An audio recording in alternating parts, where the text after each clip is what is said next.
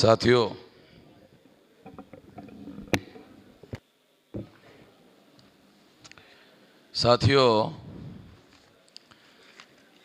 अभी जो दूसरे सत्र का विषय है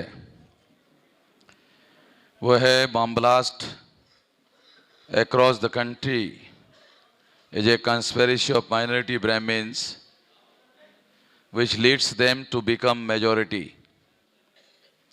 The strategy of them work against SC, ST, OBC and minorities and encourages religious rights and intellectual discussion. साथियों, ये जो विषय चर्चा करने के लिए रखा गया है कि देश में बॉम्ब ब्लास्ट की जो कॉन्स्पिरेसी हो रही है, षड्यंत्र हो रहा है। बॉम्ब ब्लास्ट की कॉन्स्पिरेसी के षड्यंत्र के पीछे माइनॉरिटी, ब्राह्मण्स माइनॉरिटी है और ये अल्पसंख्यक ब्राह्मणों को बहुसंख्यक बनाने के लिए हो रही है। और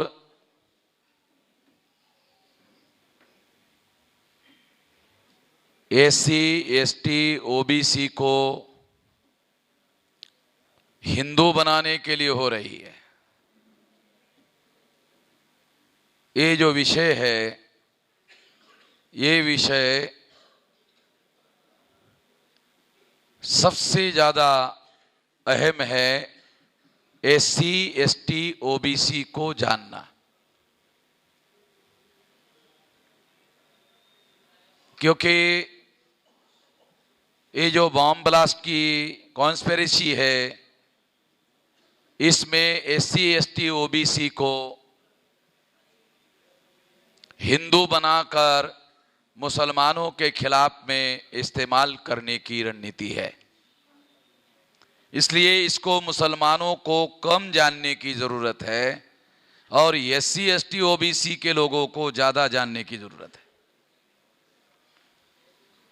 साथियों, इसको मैं थोड़ा समझाना चाहता हूं, क्योंकि ये कोई सामान्य बात नहीं है।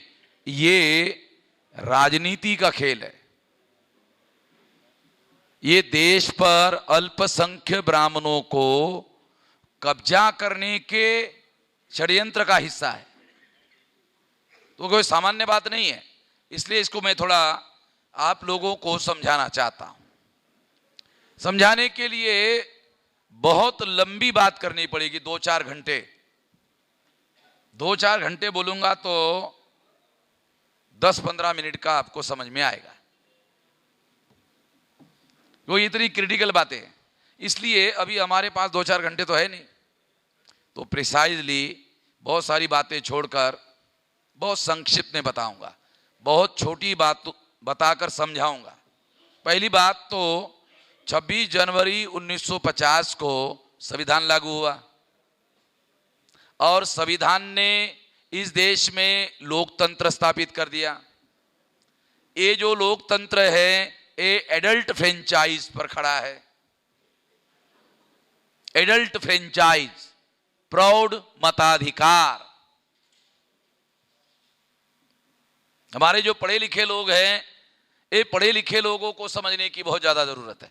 अनपढ़ों को वो लोग समझा सकते हैं, मगर पढ़े लिखे लोगों को ही ये बात मालूम नहीं है कि हमारे देश का जो लोकतंत्र है, ये प्रौढ़ मताधिकार पर, एडल्ट फ्रेंचाइज पर खड़ा है। एडल्ट फ्रेंचाइज का मतलब है हर 21 साल के उम्र के व्यक्ति को वोट का अधिकार होगा और उसे अपने प्रतिनिधि चुनने का अधिकार होगा। 121 करोड़ लोग संसद में जाकर नहीं बैठ सकते। 121 करोड़ लोग अपने प्रतिनिधि चुनकर, प्रतिनिधियों के द्वारा लोकतंत्र का फंक्शन, डेमोक्रेसी का फंक्शन, डेमोक्रेसी को फंक्शनल डेमोक्रेसी में रूपांतरित करते हैं। और जो इलेक्टेड रिप्रेजेंटेटिव चुनकर जाते हैं उसे प्रौढ़ मताधिकार के आधार पर चुना जाता है। अभी ये 21 साल का नहीं रहा, अभी ये 18 साल का हो गया है। मगर जब 26 जनवरी 1950 को संविधान लागू हुआ था तो ये 21 साल की उम्र का था अधिकार। साथियों, ये जो बात मैं आप लोगों को समझा रहा हूं, इस हिसाब से इस लोकतंत्र में 3.5% ब्राह्मण है, तो 3.5% ब्राह्मण भारत के 543 जो चुनाव क्षेत्र है उसमें एक भी चुनाव क्षेत्र में ब्राह्मण चुनाव नहीं जीत सकता। मुसलमानों को भी यह बात बहुत ज्यादा समझने की जरूरत है, क्योंकि मुसलमान की बात मैं जब भी सुनता हूं तो वो हिंदुस्तान से शुरू करते। मेरे को यह समझ में नहीं आता कि मुसलमान अगर इस देश को हिंदुस्तान कहता है तो क्या मुसलमान भारत में नहीं रहता? अगर मुसलमान भारत में रहता है तो क्या वो भी हिंदू है? मुसलमान को इसका जवाब देना चाहिए। अगर मुसलमान हिंदू नहीं है तो फिर भारत का नाम हिंदुस्तान कैसे है? तो मैं पहले तो एक अनुरोध मुसलमानों को करना चाहूंगा कि हिंदुस्तान कहना बंद कर दे। ये बात मुसलमानों को कहना चाहिए था, मैं कह रहा हूं कि तुम हिंदुस्तान क्यों कह रहे हो भारत को? बाबा साहब आंबेडकर ने जब संविधान लिखा तो संविधान की पहली लाइन पढ़ लो। अभी मेरे पास संविधान की कॉपी नहीं तो पढ़ के सुना देता आपको। पहली लाइन है इंडिया, जो संविधान की पहली लाइन में क्या लिखा है? India that is a Bharat, India that is a Bharat. इसका क्या मतलब है? ऐसा क्यों लिखा? ये ट्रांसलेशन करके क्यों लिखा? इंडिया का ट्रांसलेशन भारत क्यों किया बाबा साहब आंबेडकर ने? क्योंकि बाबा साहब आंबेडकर को ऐसा लगता था मेरे मरने के बाद इसका जब ब्राह्मण लोग हिंदी में ट्रांसलेशन करेंगे तो इंडिया का ट्रांसलेशन हिंदुस्तान करेंगे। बाबा साहब को ऐसा लगता था। इसलिए बाबा साहब आंबेडकर ने सोचा कि यदि मैं इंडिया का ट्रांसलेशन भी संविधान में लिख दूं तो फिर कोई ब्राह्मण इसका ट्रांसलेशन हिंदुस्तान नहीं कर पाएगा। इसलिए लिखा India that is a Bharat. Bharat का मतलब वो रामायण का भारत नहीं है। मुसलमानों को ये भी भ्रम हो सकता है कि कहीं ये रामायण वाला भारत तो नहीं है। अरे भारत उससे बहुत पहले पैदा हुआ। रामायण जो है ये बहुत नई बात है, और अशोका के और बृहदत्त के और मौर्य साम्राज्य के पतन के बाद रामायण लिखी गई। इतिहास अगर पढ़ लो तो आपको पता चलेगा। तो सबसे पहले तो मैं ये अनुरोध करना चाहूंगा मुसलमान नेताओं को, मुसलमान रहनुमाओं को, मुसलमान लिटरेचर लिखने वाले लोगों को कि वो भारत को हिंदुस्तान कहना बंद कर दे। पहली बात। दूसरी बात कि मुसलमानों को दूसरा अनुरोध करना चाहूंगा कि वो हमको शेड्यूल कास्ट को हिंदू ना कहे। अगर मुसलमान शेड्यूल कास्ट को हिंदू कहेंगे तो मैं मुसलमान के विरोध में खड़ा हो जाऊंगा। ये मुसलमान को कहना चाहिए, मुसलमान कहने की बजाय मुझे कहना पड़ रहा है। मुस्लिम लीग के जो नेता थे, पुराने मुस्लिम लीग के जो नेता थे, इस बात को जानते थे। मुस्लिम लीग के जो उस समय के नेता थे, ये जो बात मैं कह रहा हूं, वो नेता इस बात को जानते थे। वो शेड्यूल कास्ट को हिंदू नहीं कहते थे, वो शेड्यूल ट्राइब को हिंदू नहीं कहते थे। मैं तो एक और बात कहना चाहूंगा कि मुसलमान जो बीसी आप आंध्र प्रदेश में कहते हो, वो बीसी भी हिंदू नहीं है। कैसे नहीं है? ए ब्राह्मण जब बीसी के घर में शादी लगाने के लिए जाता है तो कितने मुसलमानों को मालूम है उसके घर का खाना नहीं खाता? मौलाना साहब, जो बीसी है सारे देश भर में, ब्राह्मण उसके घर में शादी लगाने के लिए जाता है मगर उसके घर का खाना नहीं खाता। बोलता सीधा आटा दो। सीधा आटा का मतलब होता है सूखा चावल, गेहूं, खारीक, बादाम, पता नहीं, आप जानकारी है ना, उसको सीधा आटा बोलते।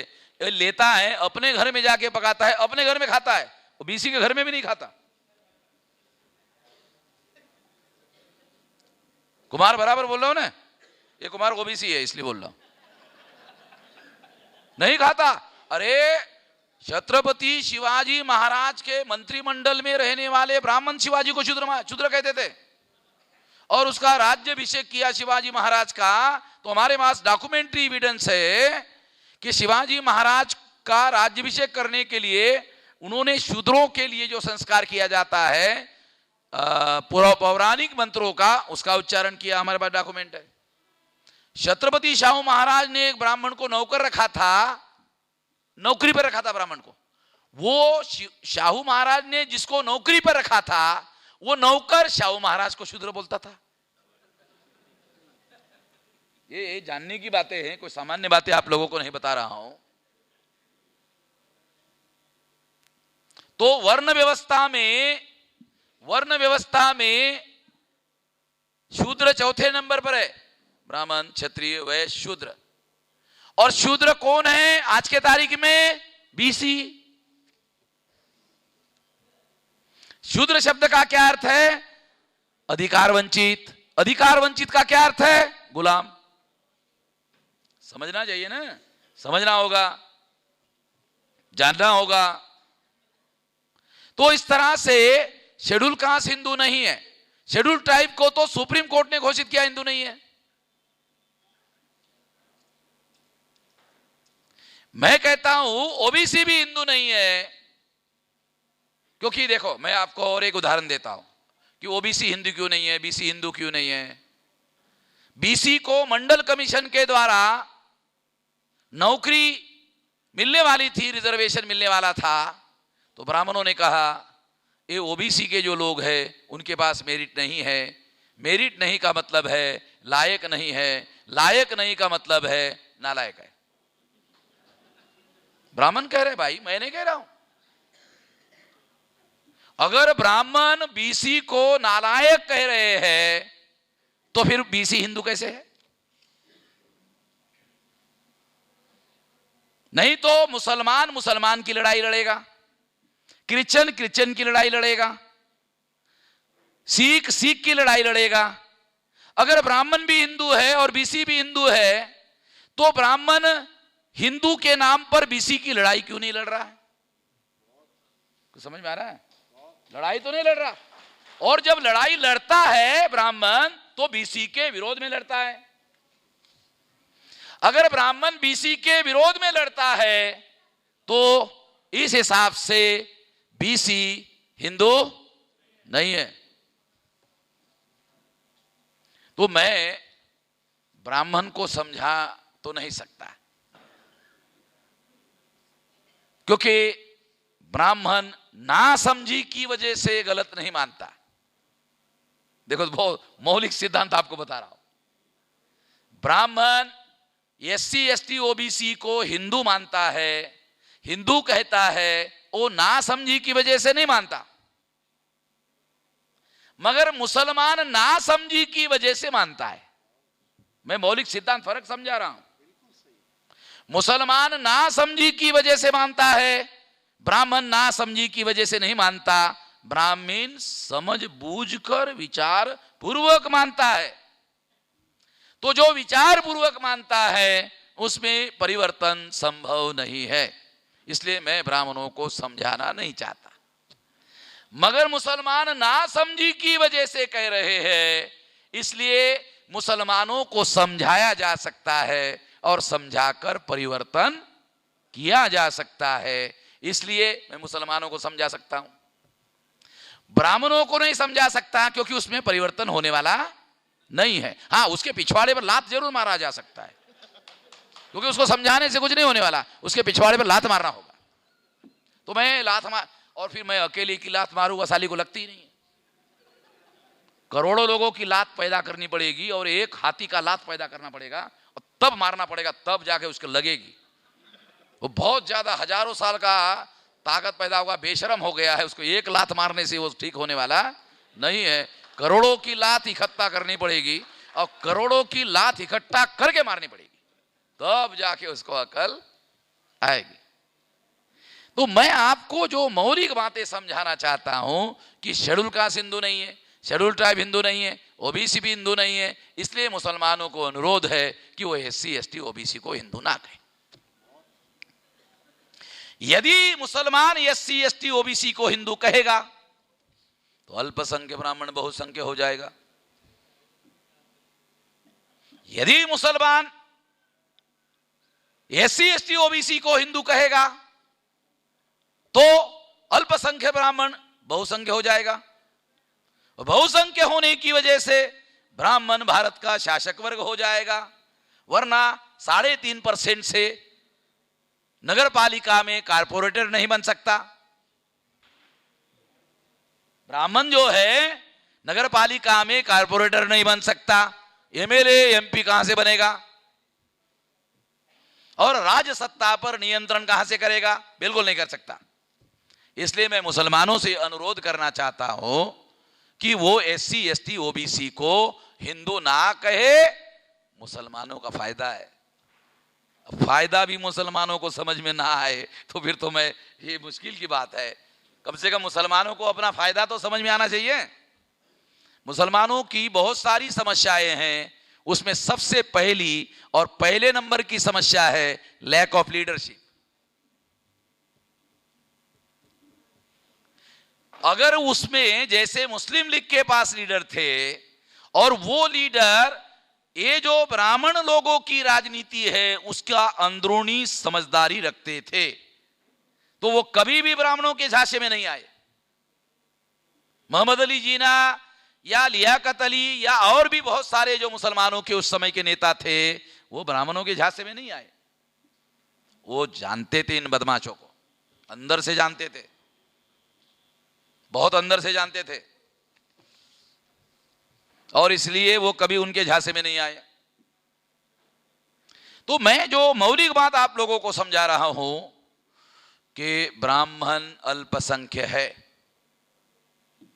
और अल्पसंख्य ब्राह्मण एडल्ट फ्रेंचाइज में प्रौढ़ मताधिकार में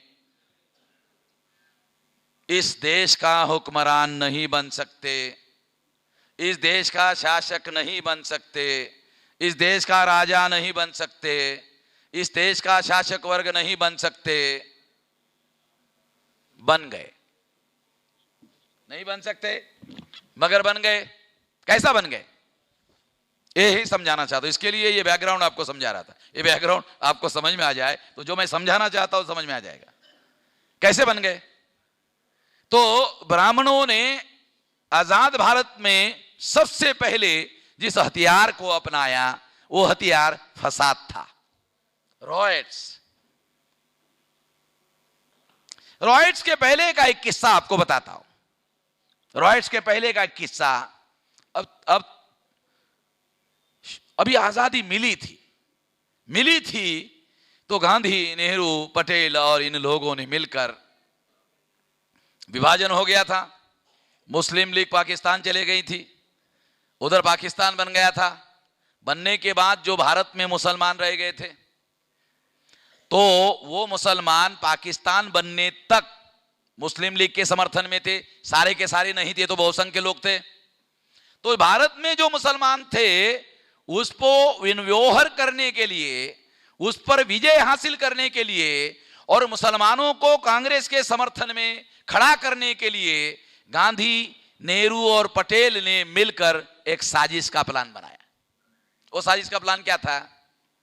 गांधी ने नेहरू पटेल को कहा, ऐसा है 55 करोड़ रुपया पाकिस्तान को दिया जाना चाहिए, इसके लिए मैं हंगामा करूंगा,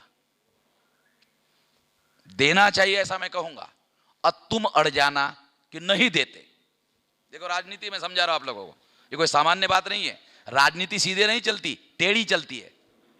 उसका लक्ष्य सीधा होता है मगर चलती टेढ़ी है। तो गांधी ने उनको कहा कि मैं 55 करोड़ पाकिस्तान को देना चाहिए मांग करूंगा, तो तुम अड़ जाना, नहीं देते तो 8-10 दिन ऐसे हंगामा खड़ा करो। मैं तुम्हारे खिलाफ लड़ रहा हूं, तुम मेरे खिलाफ लड़ रहे हो, ऐसा हंगामा खड़ा करो, ताकि देश में जो बचे हुए मुसलमान हैं उनको लगना चाहिए कि गांधी हमारा रहनुमा है, ये गांधी हमारा रहनुमा है। इतने दिन तक ये नौटंकी का खेल खेलते रहो। ये नौटंकी थी। ये मैं आपको थोड़ा राजनीति समझा रहा हूं, राजनीति कैसे चलती है।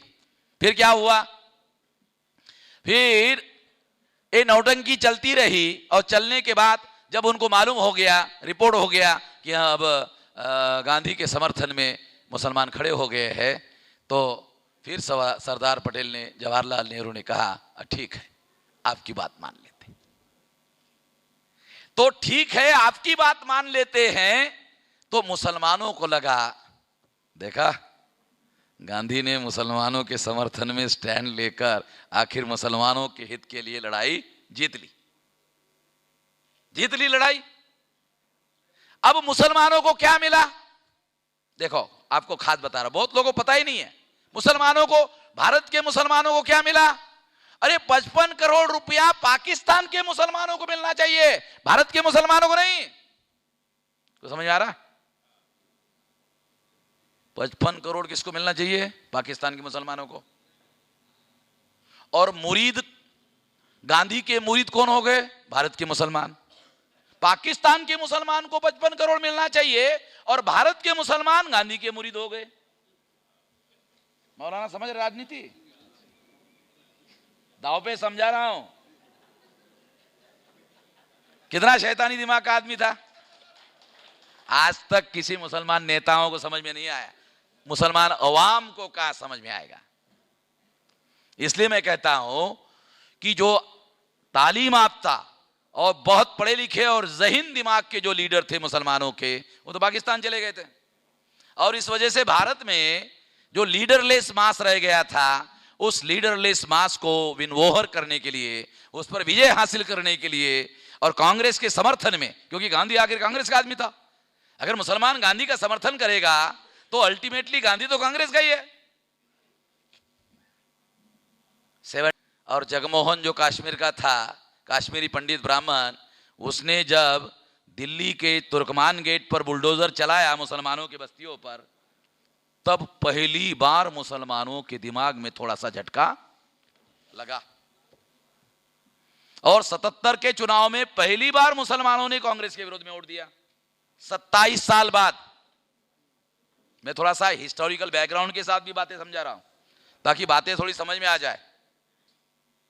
पहली बार आजाद भारत में, पहली बार 27 साल बाद मुसलमानों ने कांग्रेस के विरोध में वोट दिया।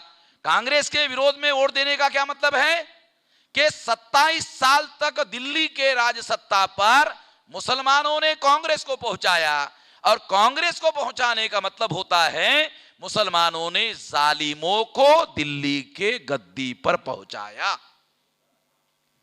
इस्लाम तो कहता है मुस्तदाफिन के साथ खड़े हो जाओ, मजलूमों के साथ खड़े हो जाओ।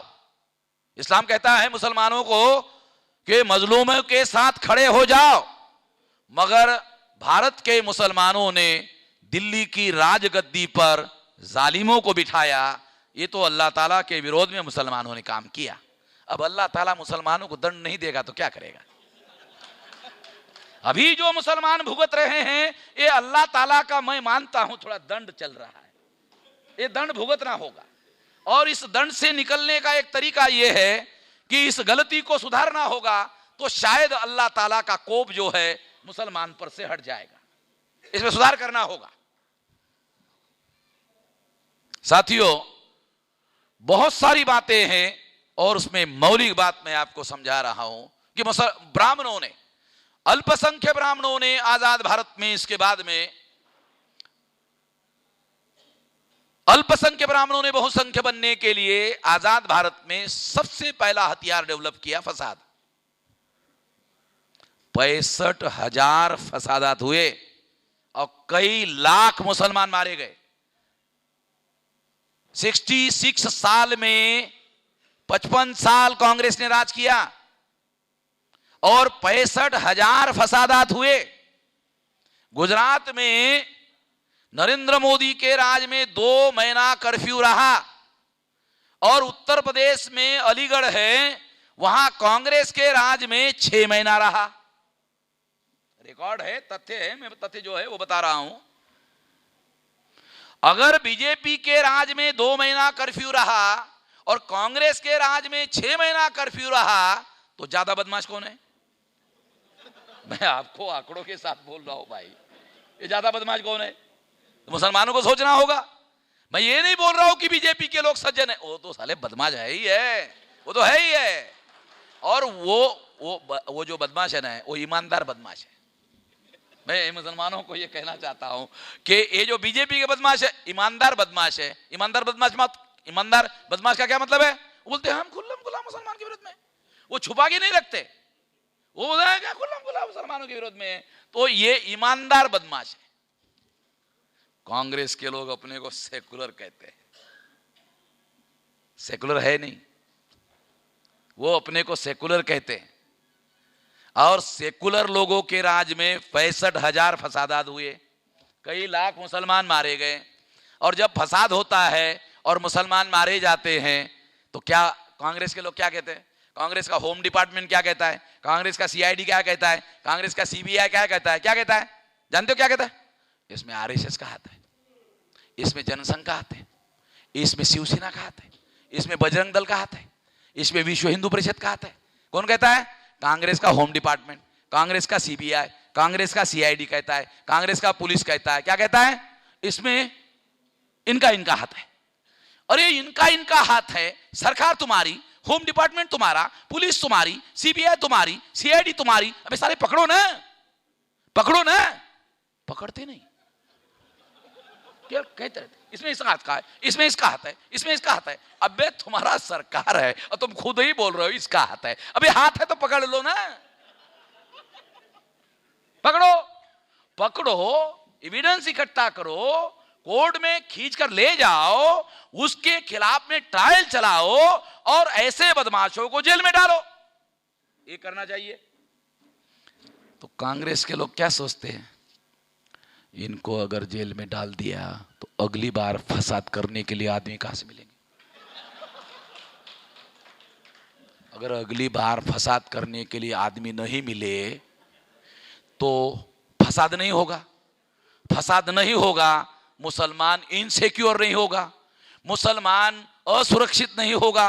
मुसलमान असुरक्षित नहीं होगा तो मुसलमान डरेगा नहीं, और मुसलमान डरेगा नहीं तो कांग्रेस को वोट कैसे डालेगा? शैतानी खेल समझा रहा हूं, ये कांग्रेस का जो शैतानी खेल है, एक खेल समझा रहा हूं।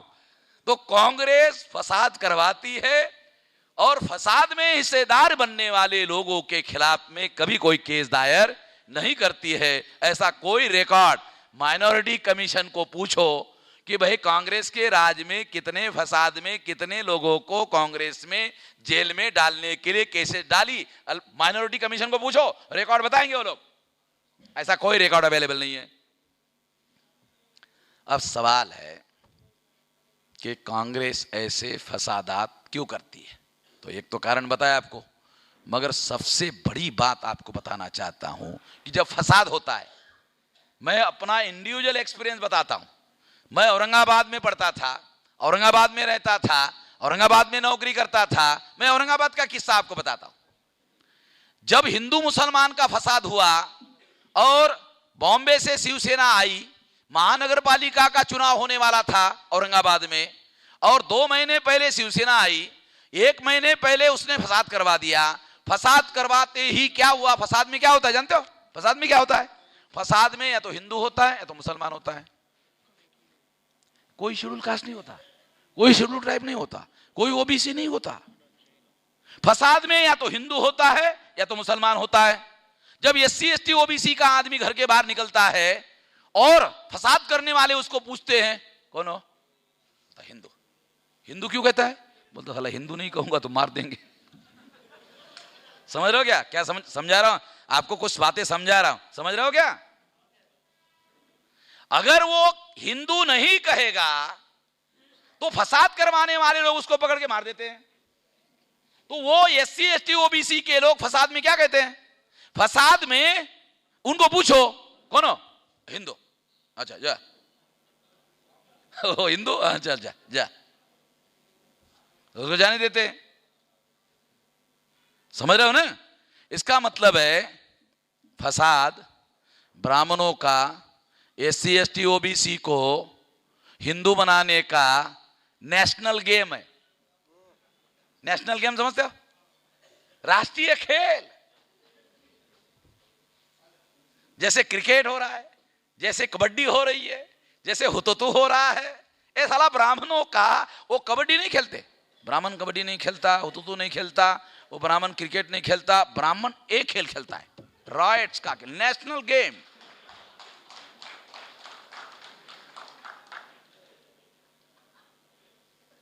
और जिसके पास सत्ता पर नियंत्रण नहीं होगा वो फसाद नहीं करवा सकता। एक IPS ऑफिसर ने किताब लिखी रिटायर होने के बाद, उसने कहा अगर एक SP ईमानदार हो तो उसके जिले में कभी भी फसाद नहीं हो सकता। तो उसका दूसरा मीनिंग क्या है? इसका मीनिंग यह है कि फसाद होता है, इसका मतलब है SP उसमें शामिल होता है। इसका दूसरा मीनिंग वह है। SP क्यों शामिल होता है? क्योंकि ऊपर से आदेश होता है, चुप रहो, लोगों के मन में मुसलमानों के विरोध में गुस्सा है, निकलने दो, निकलने, तुम चुप रहो, हम बोलेंगे तब कुछ करना।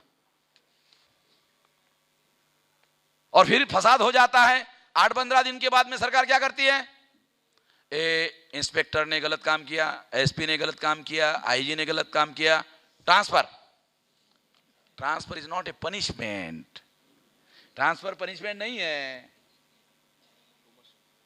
ये राजनीति जो है, मैं आप लोगों को समझा रहा हूं।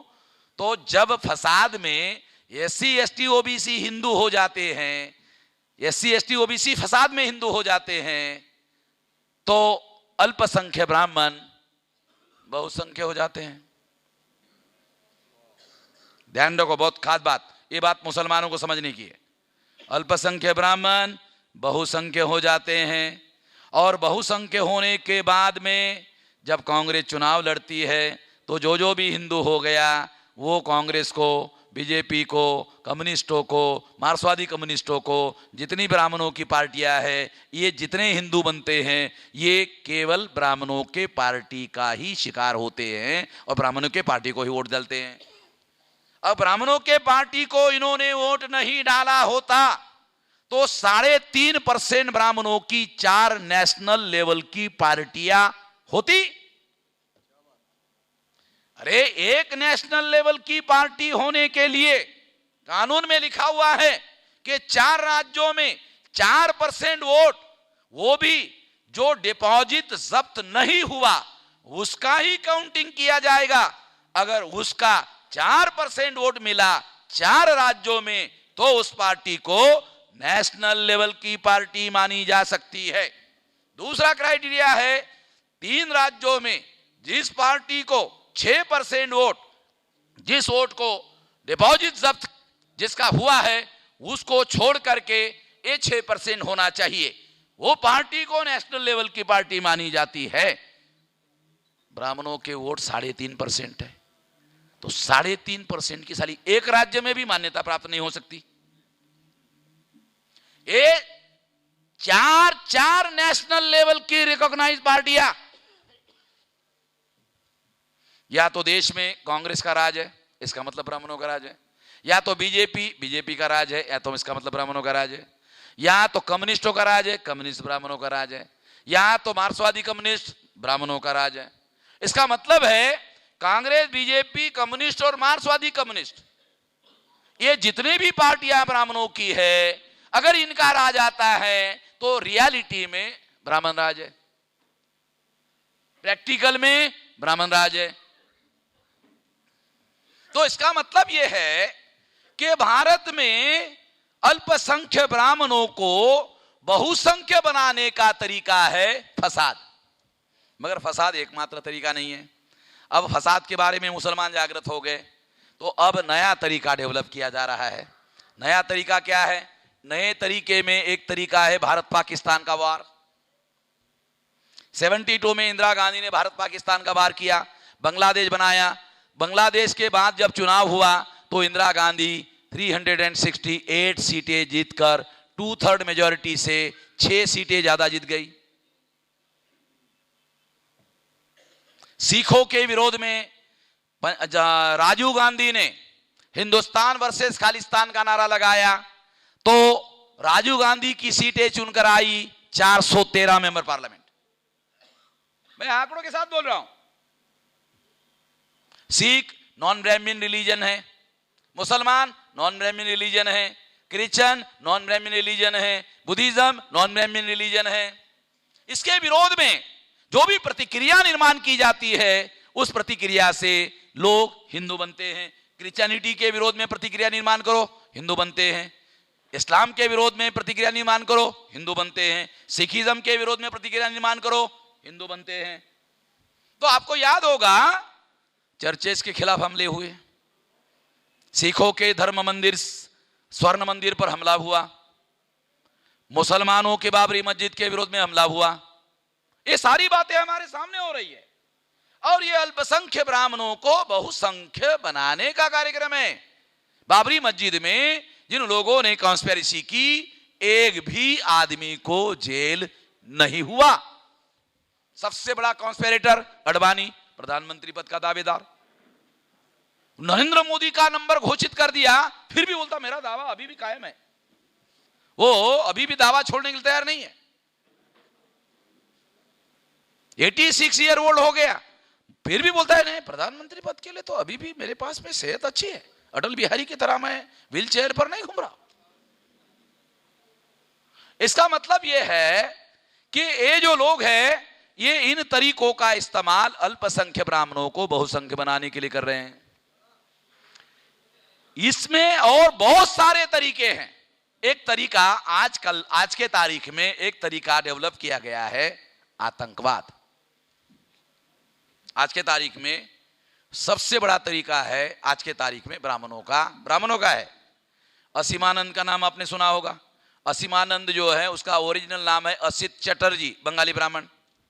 उसने कोर्ट में लिख कर दिया कि 21 जगह बम ब्लास्ट मैंने किया और उसने जो हस्ताक्षर में लिख कर दिया वो हस्ताक्षर का लिखा हुआ कन्फेशन, लीगल टर्म में उसको कन्फेशन बोलते, वो कॉपी मेरे पास में है। उसने कहा 21 जगह बम ब्लास्ट मैंने किया। अमृतसर, समझौता एक्सप्रेस, बॉम्बे, मालेगांव, नासिक, नांदेड़, सूरत, बड़ोदरा, अक्षरधाम, अहमदाबाद, हैदराबाद मक्का मस्जिद, अजमेर शरीफ, 21 जगह बम ब्लास्ट करवाया, उसने एडमिट किया।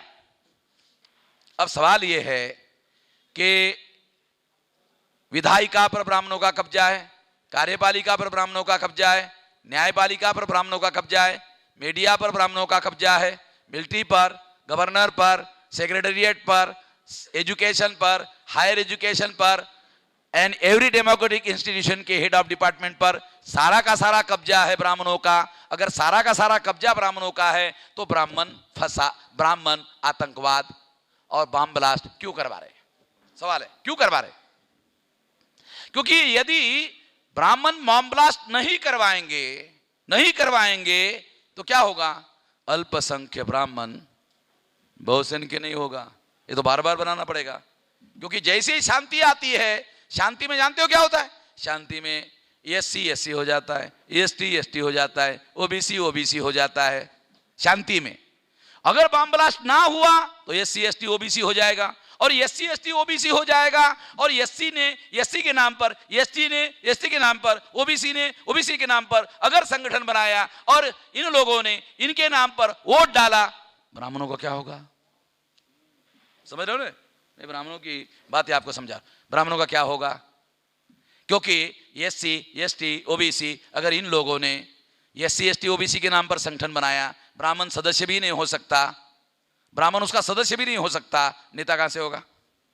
मगर वही अगर ब्राह्मणों ने धर्म के नाम पर संगठन बनाया, हिंदू के नाम पर संगठन बनाया, यदि बनाया तो ब्राह्मण ही उसका नेता होगा। ब्राह्मण या तो राष्ट्र के नाम पर संगठन बनाता है, ब्राह्मण या तो धर्म के नाम पर संगठन बनाता है। ब्राह्मण जाति के नाम पर बहुत कम संगठन बनाता है, अगर बनाता है तो उसकी पब्लिसिटी ज्यादा नहीं करता है।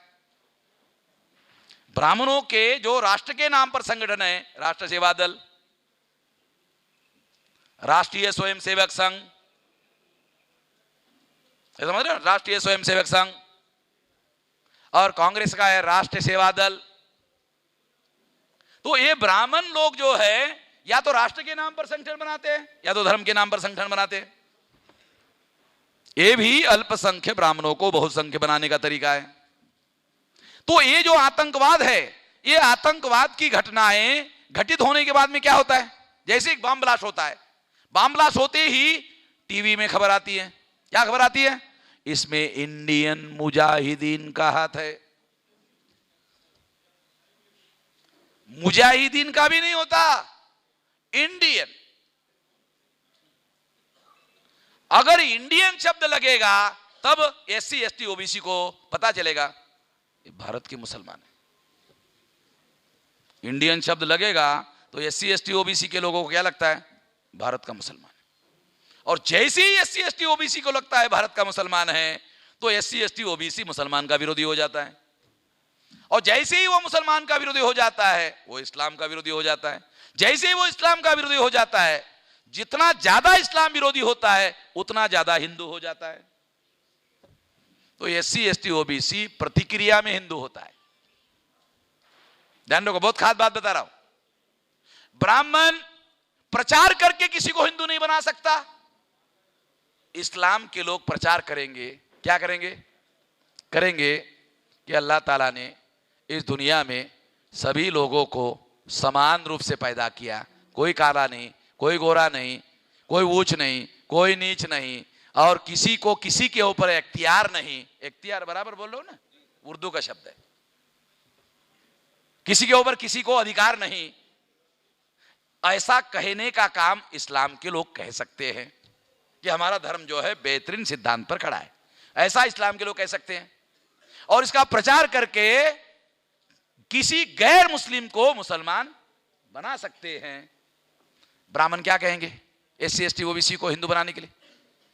एससी एसटी ओबीसी को यह कहेंगे, हमारे धर्म में तुम लोगों को नीच बनाने का सिद्धांत है, शूद्र बनाने का सिद्धांत है, अछूत बनाने का सिद्धांत है, तुम्हारे पिछवाड़े पर लात मारने का सिद्धांत है।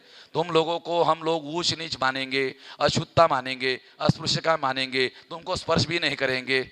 आते क्या? आते क्या है? आते हिंदू बनते? ऐसा कोई ब्राह्मण जो है इस तरह का प्रचार करके किसी को हिंदू नहीं बनाया जा सकता। हिंदू बनाने का एक ही तरीका है, वो इग्नोरेंस में प्रतिक्रिया का निर्माण करना होगा। अगर मुसलमान के विरोध में इग्नोरेंस में प्रतिक्रिया निर्माण करो तो ही एससी एसटी ओबीसी हिंदू हो सकता है। इसलिए इसका तरीका मामूली नहीं, गैर मामूली तरीका है, अस्वाभाविक तरीका है। ये नेचुरल तरीका नहीं है, अस्वाभाविक तरीका का उपयोग किया जाता है। फसाद स्वाभाविक नहीं होता है, अस्वाभाविक होता है। आतंकवाद स्वाभाविक नहीं होता है, अस्वाभाविक होता है। इस तरीके का वो इस्तेमाल कर रहे हैं। बॉम्बे में पाकिस्तान के लोग आए, ऐसा वो कहते हैं, ऐसा प्रचार करते हैं। उनको पकड़ा, ऐसा वो कहते हैं। मगर अमेरिका के फेडरल ब्यूरो ऑफ इन्वेस्टिगेशन ने भारत सरकार को 15 दिन पहले बताया था, फला फला लड़के आने वाले हैं, उनका ये नाम है, उनका ये टेलीफोन नंबर है, जरा वेरीफाई कर लेना। 15 दिन पहले भारत सरकार को बताया, मगर भारत सरकार ने उनको आने दिया। उनका आ जाओ, केवल आने नहीं दिया, 200-400 लोगों को मारने दिया। क्यों मारने दिया? क्योंकि मारेंगे तब अखबार में ज्यादा खबरें आएगी, टीवी में ज्यादा कवरेज आएगा, और जब मुसलमानों ने इतने लोगों को मारा ऐसी खबरें आएगी तो एससी एसटी ओबीसी में उसी अनुपात में प्रतिक्रिया निर्माण होगी। देखो 2004 की बात है, शायद 2008 की बात है। 2009 अप्रैल महीने में लोकसभा का चुनाव था और नवंबर 2008 में वो लोग भारत में आए। और आने के बाद में क्या हुआ? उनको आने दिया, मारने दिया, और प्रतिक्रिया निर्माण हो रही थी। और प्रतिक्रिया निर्माण होने के बाद भी अप्रैल में चुनाव हुआ। कांग्रेस की सीटें 142 थी 2004 में, तो 2009 में 142 की सीटें कम होनी चाहिए थी, वो बढ़कर 207 हो गई। सेंट्रल गवर्नमेंट कांग्रेस की, स्टेट गवर्नमेंट कांग्रेस की विफलता है तो कांग्रेस को चुनाव हारना चाहिए था। कांग्रेस ने चुनाव हारा नहीं, उनकी 142 सीटें थी, 207 हो गई। हमारे सामने की कहानियां बता रहा हूं भाई, ये कोई काल्पनिक बात नहीं, आंकड़ों के साथ बोल रहा हूं। तो मुसलमानों में जो इंटेलिजेंसिया है, वो इंटेलिजेंसिया इन घटनाओं का विश्लेषण करना चाहिए। ये तो प्लान बनाकर हो रहा है। अरे कांग्रेस ने अगर आने नहीं दिया होता तो कांग्रेस चुनाव नहीं जीतती, हार गई होती 2009 के चुनाव में। दिल्ली में मुसलमानों का जमघट इकट्ठा हुआ और कई लाख लोग इकट्ठा हुए और उन्होंने निर्णय किया कांग्रेस के विरोध में वोट डालने का। एकाएक ऐसी घटनाएं घटित हुई कि फिर दिल्ली में पाकिस्तान वर्सेस हिंदुस्तान का मामला खड़ा किया गया, तो मुसलमानों ने सोचा हिंदुस्तान का साथ देना चाहिए, पाकिस्तान का साथ देने से ठप्पा एक और लग जाएगा। पाकिस्तान बनाने का काम हमने नहीं किया, फिर भी साला लगाया, तो अब की बार फिर एक बार ये जो डर को आधार बनाकर, डर पैदा करके ये काम हुआ। जब फसाद होता है तो पुलिस वाले क्या करते हैं? नमाज की टोपी मिली, मतलब पुलिस एफआईआर, नमाज की टोपी मिली। अभी जो नमाज की टोपी है ये क्या सर के अंदर होती है? क्या सर के ऊपर होती है ना? ये नमाज की जो टोपी है वो सर के अंदर नहीं होती, सर के ऊपर होती है। अगर कोई भी आदमी, अगर वो मुसलमान हो, नॉन मुस्लिम हो, अगर भाग गया तो टोपी तो गिर जाएगी, चाहे मुसलमान हो तो गिरेगी, चाहे नॉन मुस्लिम हो तो गिरेगी। तो इसलिए कि नमाज की टोपी मिली, इससे ऐसा लगता है कि इस फसाद में मुसलमान शामिल होगा। और वो टीवी पर बताते हैं नमाज की टोपी मिली। SC ST OBC देखता है, वो वेरीफाई थोड़ी करता है। SC ST OBC का आदमी वेरीफाई थोड़ी करता है कि वो टोपी मुसलमान की है। तो नमाज की टोपी कोई भी आदमी डाल सकता है। अगर फसाद करना है, मुसलमान को डिफेम करना है, तो कोई नॉन मुस्लिम आदमी अपने सर में नमाज की टोपी डालकर वहां छोड़ दे सकता है। छोड़ने के बाद में पुलिस वालों को मिलेगी तो पुलिस वाले की नमाज की टोपी मिली। ये तो कोई ठोस सबूत तो हुआ नहीं भाई। इसके आधार पर यह तो नहीं प्रमाणित किया जा सकता कि वो मुसलमान था। कभी कभी लिखते हैं दाढ़ी मिली। अबे मौलाना यहां पर है, दाढ़ी देख रहे हो, अगर ये कितने भी स्पीड से दौड़े, मलखा सिंह के स्पीड से दौड़े, कितने भी स्पीड से, अगर दाढ़ी ओरिजिनल है तो गिरेगी। पुलिस लिखते दाढ़ी मिली। अबे नकली होगी तब ना मिली। इसका मतलब है दाढ़ी नकली थी। अब नकली दाढ़ी थी तो इसका मतलब नकली आदमी भी था। अगर नकली आदमी था तभी तो नकली दाढ़ी लगाई और तभी तो भागते भागते मिली, तभी तो गिर गई होगी। अगर ओरिजिनल मुसलमान होता तो दाढ़ी भी ओरिजिनल होती, और दाढ़ी भी ओरिजिनल होती तो कितने भी स्पीड से अगर दौड़ता तो दाढ़ी थोड़ी गिरती।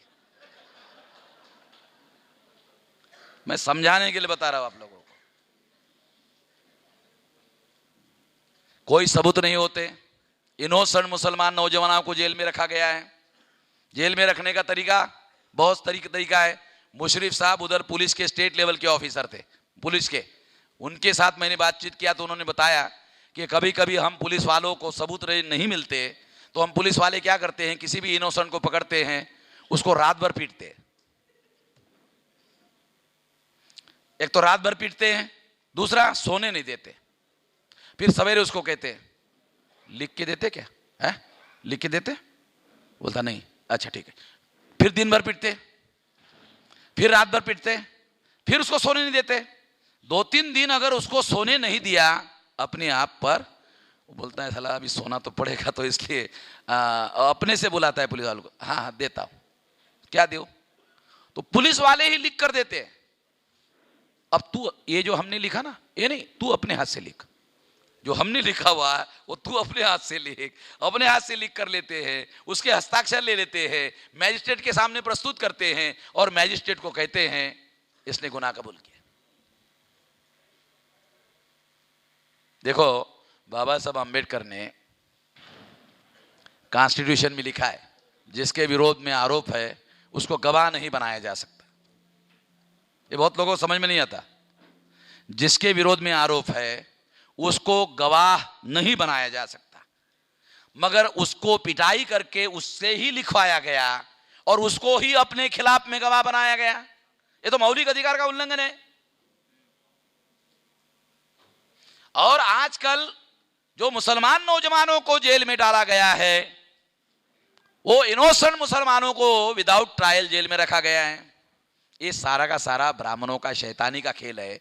शैतानी का खेल क्यों कह रहा हूं? क्योंकि आतंकवाद अल्पसंख्य ब्राह्मणों को बहुसंख्य बनाने का नेशनल हथकंडा है। ये बात समझने की जरूरत है। और इसलिए मैं कहता हूं कि तीर मुसलमान पर चलाया जाता है तो दुख तो मुसलमान को जरूर होगा, मगर निशाना मुसलमान नहीं है, क्योंकि 15% मुसलमान है और SC ST OBC 75% है। ब्राह्मणों को मुसलमानों से उतना खतरा नहीं है। SC ST OBC अगर जागृत हो गया, SC ST OBC अगर ध्रुवीकृत हो गया, SC ST OBC ने अगर संगठन बनाया तो ब्राह्मणों का राज इस देश में मुसलमान नहीं SC ST OBC खत्म कर सकता है। क्योंकि मुसलमान केवल 15% है और SC ST OBC 75% है। ब्राह्मणों का राज SC ST OBC खत्म कर सकते हैं, मुसलमान नहीं। इसलिए तीर मुसलमान पर चलाते हैं मगर निशाना SC ST OBC है। तीर मुसलमान पर चलाते हैं, जब तीर मुसलमान को लगेगा दर्द तो मुसलमान को होगा। जितना ज्यादा दर्द मुसलमान को होगा उतनी प्रतिक्रिया SC ST OBC पर ज्यादा होगी। जितनी ज्यादा SC ST OBC पर प्रतिक्रिया होगी उतना SC ST OBC हिंदू बनेगा। इसलिए मुसलमान पर तीर चलाया जाता है। तीर मुसलमान पर चलाया जाता है, निशाना मुसलमान नहीं है। तीर मुसलमान पर चलाया जाता है और तीर जब मुसलमान को लगता है तो दर्द तो जरूर होता है, मगर निशाना मुसलमान नहीं है। निशाना SC ST OBC है, ताकि उसको हिंदू बनाया जा सके मुस्लिम विरोधी प्रतिक्रिया के तौर पर। और जब वो हिंदू बन जाते हैं तो अल्पसंख्य ब्राह्मण बहुसंख्य हो जाते हैं और फिर राजसत्ता पर काबिज हो जाते हैं। ब्राह्मणों ने इस देश में भ्रष्टाचार पैदा किया। भ्रष्टाचार ब्राह्मणों ने क्यों पैदा किया? कैसा पैदा हुआ? ब्राह्मण विधायिका, कार्यपालिका, न्यायपालिका, media, military, governor, secretariat, every democratic institution का हेड ब्राह्मण। इसका मतलब है ब्राह्मण, सारे सत्ताओं का नियंता ब्राह्मण, ब्राह्मणों के नियंत्रण में एकाधिकार। जब ब्राह्मणों के नियंत्रण में एकाधिकार है, सारा का सारा नियंत्रण ब्राह्मणों के नियंत्रण में है, सारी सत्ता ब्राह्मणों के नियंत्रण में है, यदि है, इस वजह से भ्रष्टाचार पैदा हो रहा है। फॉरेन कंट्री के, वेस्टर्न कंट्री के लोग कहते हैं, क्या कहते हैं? Power corrupt and absolute power absolutely corrupt. Power corrupt and absolute power absolutely corrupt. सत्ता भ्रष्ट होती है और अनियंत्रित सत्ता जो ब्राह्मणों के नियंत्रण में है वो भ्रष्ट होती है। सत्ता भ्रष्ट होती है, अनियंत्रित सत्ता अनियंत्रित भ्रष्ट होती है। ब्राह्मणों के नियंत्रण में अनियंत्रित सत्ता है, इसलिए भारत में अनियंत्रित भ्रष्टाचार हो रहा है। उसका मूल कारण ब्राह्मणों की सत्ता अनियंत्रित है, इस वजह से भारत में सर्वाधिक भ्रष्टाचार हो रहा है। ब्राह्मण भारत में सर्वाधिक भ्रष्टाचार क्यों कर रहे हैं? अल्पसंख्यक ब्राह्मणों को वोट खरीदने के लिए बहुत पैसा चाहिए। और एक तरीका बता रहा हूं, ये सारी चीजें ये समझना होगा। अल्पसंख्यक ब्राह्मणों को बहुसंख्य बनने के लिए, वोट खरीदने के लिए जरूरी है भ्रष्टाचार करना, इसलिए भ्रष्टाचार होता है। मगर कोई भ्रष्टाचार के पैसे से वोटों को खरीदना चाहे तो केवल इस वजह से वोटों का सौदा पूरा नहीं हो सकता। इसलिए ब्राह्मण जो भारत का शासक वर्ग है, उसने 83 करोड़ लोगों को भूखमरी अर्धभूखमरी के षड्यंत्र में ढकेल दिया। जब कोई भूखमरी अर्धभूखमरी के षड्यंत्र में ढकेला जाता है तो वो चुनाव आते आते चुनाव के दौरान अपना वोट बेचने के लिए तैयार हो जाता है। खरीदने वाले भी होते हैं, बेचने वाले भी होते हैं। जब दोनों होते हैं तब सौदा होता है। केवल खरीदने वाले ही हो और बेचने वाले ना हो तो सौदा नहीं हो सकता। इसलिए भूखमरी के कगार पर ये जो लोग दिख रहे हैं, ये भूखमरी से नहीं, ये भूखमरी इनकी पैदा की गई है ताकि वोट बेचने के लिए उनको राजी किया जा सके। ये भी अल्पसंख्यक ब्राह्मणों को बहुसंख्यक बनाने का तरीका है। क्रिमिनलाइजेशन, राजनीति का क्रिमिनलाइजेशन हुआ, इन्होंने किया। सबसे पहले कांग्रेस ने गुंडों को टिकट दिया, बदमाशों को टिकट दिया, माफिया को टिकट दिया। पहले तो वो माफिया का चुनाव में इस्तेमाल करते थे और माफिया का इस्तेमाल करते करते क्या हुआ, एक दिन माफिया को पता चला, गुंडे को पता चला, बदमाश को पता चला। क्या पता चला? अरे ये एमएलए मेरी वजह से बन गया। एक बार बनाया, दो बार बनाया, तीन बार बनाया तो गुंडे को पता चला, अरे ये एमएलए मेरी वजह से एमएलए बन गया। तो जब मैं इसको एमएलए बना सकता तो मैं खुद क्यों नहीं हो सकता? तो उसने टिकट मांगना शुरू कर दिया। तो फिर कांग्रेस को लगा साला इसको टिकट नहीं देंगे, अपक्ष रहेगा तो यही चुन कर आ जाएगा, चलो तू ले ले टिकट।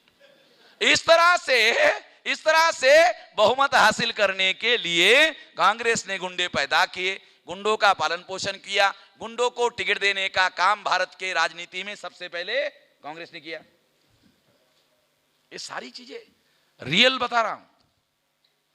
पहले कांग्रेस के लोग बूथ कैप्चरिंग करते थे, रिगिंग करते थे। मैं आपको दिल्ली मेट्रोपॉलिटन काउंसिल का मौलाना किस्सा बताता हूं। दिल्ली मेट्रोपॉलिटन काउंसिल में एक हजरत चुनाव लड़े। अब जब काउंटिंग हुआ तो हजरत के नाम पर एक वोट भी नहीं निकला, एक भी वोट नहीं निकला। तो हजरत ने प्रेस कॉन्फ्रेंस लिया और हजरत ने कहा, मेरा बेटा पढ़ा लिखा है, मेरी बहू पढ़ी लिखी है, नए जमाने के लोग हैं, हो सकता है वो नए जमाने के होने की वजह से हजरत को वोट देना जरूरी नहीं समझा, इसलिए मेरे बेटे ने, बहू ने मुझे वोट नहीं दिया होगा। मैं समझ सकता हूं। मेरी बीवी, हो सकता है जिंदगी में कभी मैंने उसको झापड़ झूपड़ किया होगा, मैंने किया नहीं, मुझे याद नहीं आ रहा है, मगर हो सकता है गलती से कभी मेरे बीवी को मैंने झापड़ झूपड़ किया होगा और मेरे बीवी ने सोचा होगा हजरत को सबक सिखाने का अच्छा मौका है, इसलिए उसने भी मुझे वोट नहीं दिया होगा। मैं समझ सकता, उसको प्रेस कॉन्फ्रेंस में कह रहा है। मगर मैं इतना गधा नहीं हूं, मैं इतना उल्लू नहीं हूं, मैं इतना बेवकूफ नहीं हूं कि अपने आप को वोट ना डालूं। अबे मेरा एक वोट तो निकाला होता उसमें से, बैलेट बॉक्स है?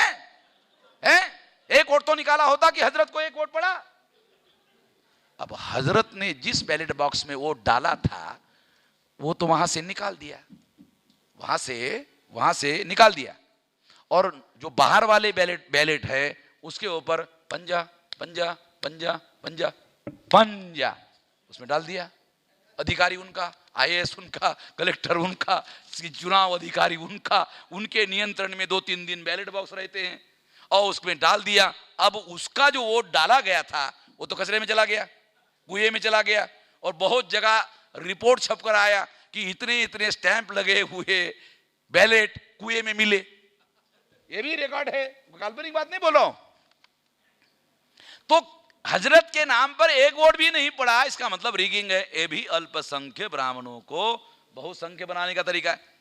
मुझे लगता है कि अभी मुझे बंद कर देना चाहिए, नहीं तो ये अंतहीन कहानी है, बहुत लंबी कहानी है। इस पर मैं 2-4 घंटे जो है बहुत सारी बातें बता सकता हूं। मैं ये सारी बातों का अभ्यास क्यों किया? क्योंकि जिस निज़ाम को आप बदलना चाहते हो उस निज़ाम को जानना होगा। आप निज़ाम को बदलना चाहते हो, निज़ाम आप हैदराबाद नहीं, निज़ाम का मतलब है व्यवस्था, बराबर है ना? व्यवस्था, इस देश में जो व्यवस्था है इस व्यवस्था को यदि आप बदलना चाहते हो तो बदलने के पहले उसको जानना होगा। अगर आप जानते ही नहीं हो तो उसको काउंटर करने के लिए प्लान कहां से बना सकते हो? काउंटर करने का प्लान तो तभी बनेगा जब दुश्मन क्या कर रहा है उसकी खोज और खबर आपके पास होगी, तब जाकर आप कर सकते हो, अन्यथा नहीं कर सकते हो। साथियों, ये जो परिस्थिति है, इस परिस्थिति पर विकल्प क्या है? राजनीति में विकल्प ढूंढने की हमारे लोगों ने कोशिश की, मुलायम ने कोशिश की। मुलायम को मजबूर होकर कांग्रेस का समर्थन करना पड़ा। सीबीआई उसके पीछे लगा दिया कांग्रेस ने, मायावती के पीछे लगा दिया, शिबू सोरेन के पीछे लगा दिया, लालू के पीछे लगा दिया, उसको तो अंदर डाल दिया। एक लालू जी का कॉमन फ्रेंड है, वो जेल में जाके मिल के आया। जेल में लालू जी ने कहा कांग्रेस ने डाला मुझे। फिर दूसरा सेंटेंस था लालू जी, बोलना मत किसी को। तो उसने कहा क्यों? बोलता है जमानत नहीं मिलेगी। ये फैलाओगे जमानत नहीं मिलेगी और कांग्रेस मुझे जमानत मिलने नहीं देगी। तो उसने कहा कांग्रेस का समर्थन क्यों किया और अभी भी क्यों कर रहे हो? बोलता मजबूरी का नाम महात्मा गांधी। तो जो देश में निजाम चल रहा है, ये जो भयंकर बातें हो रही है, मुझे नहीं लगता आप लोगों को कोई पता है, कुछ खबर है।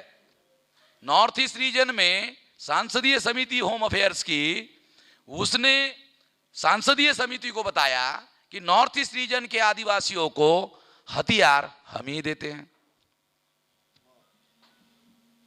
सरकार के नुमाइंदों ने कहा, सरकार के अधिकारियों ने कहा।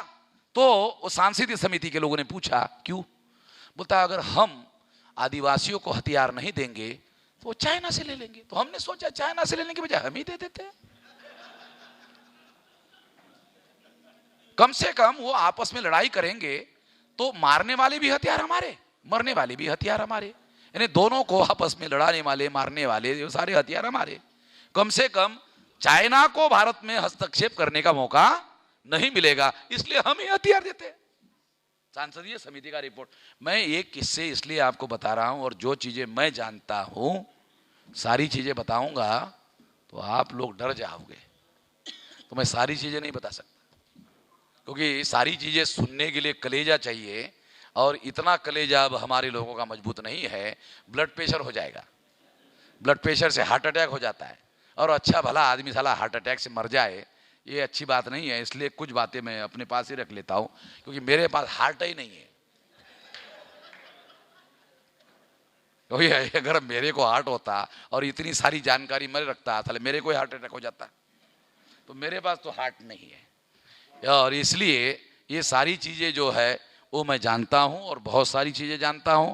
तो हम लोगों को आने वाले समय में जो शॉर्ट टर्म सॉल्यूशंस है, अगर मान लो 17 दल का संगठन कॉमन मिनिमम प्रोग्राम कांग्रेस बनाती है, अटल बिहारी 24 दल का कॉमन मिनिमम प्रोग्राम बनाते हैं, तो जो शोषित लोग हैं, जो मजलूम लोग हैं, अगर उनके 50 दल है तो वो सारे 50 दल टेम्पररी फेज में वो भी अपना कॉमन मिनिमम प्रोग्राम बनाए और कॉमन मिनिमम प्रोग्राम बनाकर वो भी अपना एक फ्रंट बना करके काम करे टेम्पररी। मगर ये टेम्पररी फेज होगा, इससे लंबा सॉल्यूशन नहीं मिल सकता।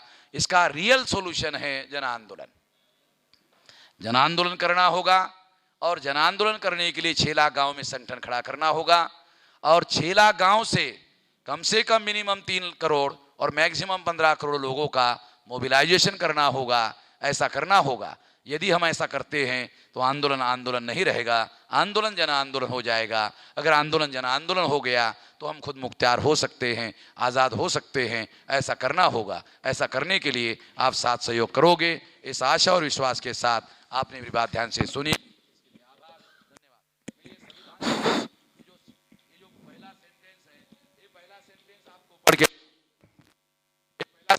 पढ़ के सुनाता हूं, आप देखो पहला सेंटेंस है जो बाबा साहब अम्बेडकर ने लिखा, ये भारत का संविधान, पहला सेंटेंस है इंडिया, ये है इंडिया लिखा है। पहला सेंटेंस इंडिया लिखा है name and territory of the union.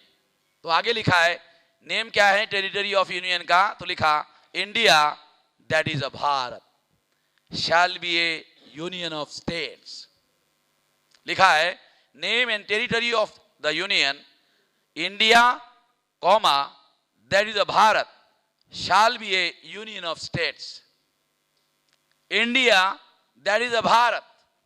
ये पहला सेंटेंस। तो ये इसलिए लिखा क्योंकि बाबा साहब आम्बेडकर ये जानते थे कि इस देश में मुसलमान भी रहते हैं, इसलिए इस देश को केवल हिंदुस्तान नहीं कहा जा सकता। इस देश में मुसलमान भी रहते हैं, इसलिए इसको केवल हिंदुस्तान नहीं कहा जा सकता। अगर हिंदुस्तान कहा जाए तो केवल हिंदुओं का स्थान हो जाएगा, मगर हिंदुओं के स्थान में यदि मुसलमान रहते हैं तो अकेले हिंदुस्तान नहीं कहा जा सकता।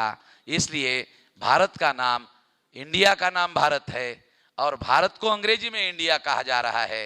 ये संविधान में लिखा हुआ है। और एंशियन इंडिया में भारत का नाम था जम्बूद्वीपे भारत खंडे, जम्बूद्वीपे भारत खंडे, ये पाली में भी लिखा हुआ है। ये थोड़ा आप लोग याद रखना। धन्यवाद। Thank you sir. ఈ యొక్క సెషన్ ప్లీజ్ ఒక 2 నిమిషాలు ప్లీజ్। ఈ యొక్క సెషన్ యొక్క ఓట్ ఆఫ్ థ్యాంక్స్ మాన్యులు బాంసెబ్ రాష్ట్ర అధ్యక్షులు వై వెంకయ్య గారు చేస్తారు।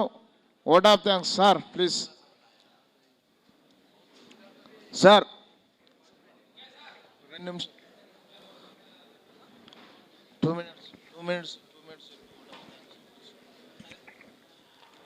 మిత్రులారా, విజయవంతంగా ఈరోజు ఆంధ్రప్రదేశ్ 7వ రాష్ట్ర మహాసభలను మనం విజయవంతంగా ముగించుకున్నాము। ఈ మహాసభలకు వివిధ జిల్లాల నుంచి, రాష్ట్రం నలుమూలల నుంచి, వివిధ జిల్లాల నుంచి వచ్చినటువంటి అందరి కార్యకర్తలకు అందరికీ కృతజ్ఞతలు తెలియజేస్తున్నాము। మరి అలాగే మనకు వక్తలుగా వచ్చినటువంటి, గెస్టులుగా వచ్చినటువంటి అందరి వక్తలకు పేరు పేరున ధన్యవాదాలు తెలియజేస్తున్నాము। అలాగే మనకు भारत के महानेता, मूल निवासी बहुजन समाज के भारत का महानेता माननीय वामन मेश्राम साहब ఆధ్వర్యంలో ఈ సభలు మనం విజయవంతంగా ముగించుకున్నాము। ఇక్కడి నుంచి ఈ 2 రోజులు 2 సబ్జెక్టులు ఏదైతే ఈరోజు మనము ఈ సబ్జెక్టుల మీద ప్రేరణ, మోటివేషన్ పొందామో ఆ ఇన్ఫర్మేషన్కి సంబంధించి ప్రతి కార్యకర్త అందరూ ఫీల్డ్లో మళ్ళీ డిసెంబర్ లాస్ట్ వీక్లో జాతీయ మహాసభలు ఉంటాయి। ఆ జాతీయ మహాసభలకు రేపటి నుంచే ప్రిపరేషన్ కావాల్సిందిగా అందరికీ తెలియజేయడం జరుగుతుంది। మొత్తము పార్టిసిపేషను, ఫండింగు అందరూ డిసెంబర్ చివరి వరకు జాతీయ మహాసభలకు అందరూ సన్నద్ధం కావాల్సిందిగా కోరుతూ ఈ మహాసభలను ఇంతటితో ముగిస్తున్నాము। జై మూల్ నివాసి।